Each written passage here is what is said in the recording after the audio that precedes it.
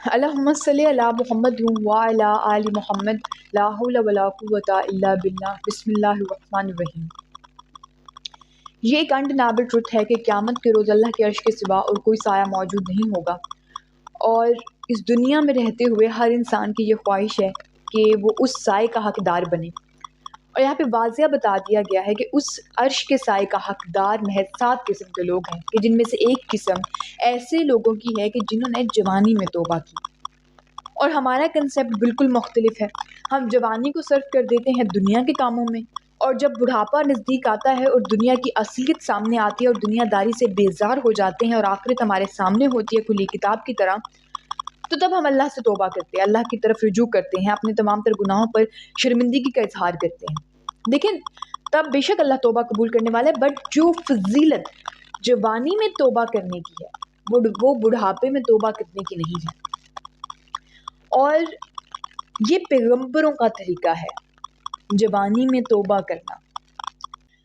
دیکھیں، ہمیشہ اگر ہم نے دیکھا ہے تو شیر جو ینگ ہو، طاقت رکھتا ہو، جس کے پاس اسٹرینتھ ہو، وہی شکار کرتا ہے، بڑے بڑے شکار کرتا ہے۔ اور جو بوڑھا شیر ہو، کیا کبھی دیکھا آپ نے کہ وہ بڑے بڑے شکار کر رہا ہے؟ کیونکہ اس کے پاس طاقت نہیں ہوتی، بڑھاپا ہے ہی اسی چیز کا نام۔ تو اس طریقے سے انسان تب تک نیکی کے درجہ حاصل نہیں کر سکتا کہ جب تک وہ اپنی پسندیدہ چیز کو اللہ کی راہ میں صرف نہیں کرتا، اور ہم سب کے لیے ہماری جوانی سے بڑھ کر کوئی پسندیدہ چیز نہیں ہے۔ تو جب ہم اللہ کی راہ میں اس چیز کو صرف کر دیں گے تو اللہ ہمیں مزید ترقی، سکون، وقار سے نوازتا ہے، آخرت کی کامیابیوں سے نوازتا ہے، پل صراط ہم آسانی سے پار کر سکتے ہیں، اللہ کے عرش کے سائے کے حقدار بن سکتے ہیں، جو محض واحد سایہ ہوگا قیامت کے روز، اور کوئی سایہ نہیں ہوگا، اور کوئی سایہ نہیں ہوگا۔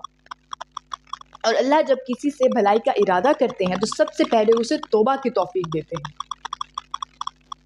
توبہ کریں، توبہ کرنا بہت آسان ہے، اس میں ہمارا فائدہ ہے، معاذ اللہ اللہ کا نہیں۔ نماز پڑھنے میں ہمارا فائدہ ہے، زکوٰۃ دینے میں ہمارا فائدہ ہے، تمام تر اسلام کی جو بھی ایکٹیویٹیز ہیں ان میں ہمارا فائدہ ہے، آخرت میں ہم نے کامیاب ہونا ہے، وہ تو بادشاہ ہے۔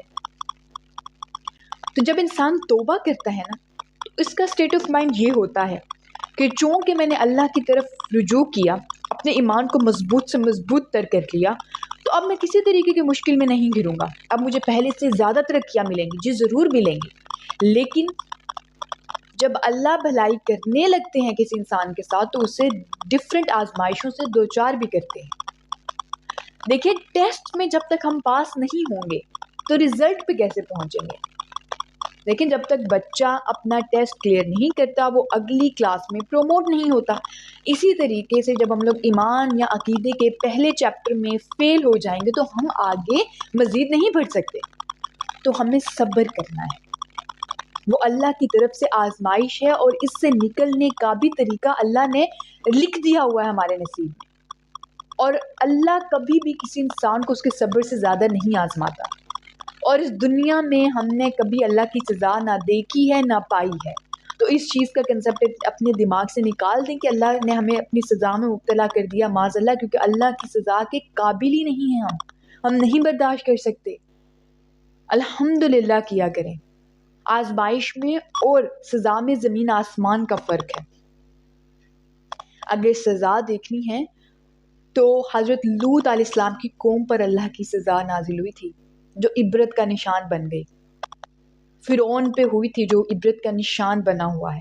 اس طریقے سے صبر کرنا ہے، ہمت کرنی ہے، اللہ آزماتے ہیں اور اس میں سے نکلنے کے مختلف راستے بھی اللہ فراہم کر دیتے ہیں، تو پریشان نہیں ہونا۔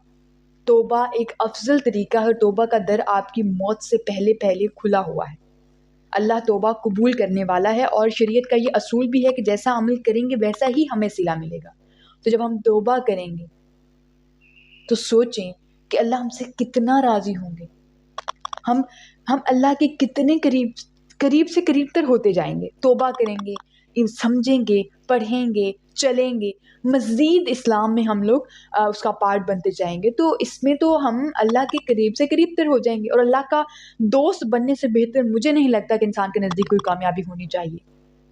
اللہ ہماری توبہ کو قبول کرے اور اللہ ہمیں اسی راستے پر چلنے کی توفیق دے۔ آمین ثم آمین۔ جزاک اللہ خیر۔ اللہ حافظ۔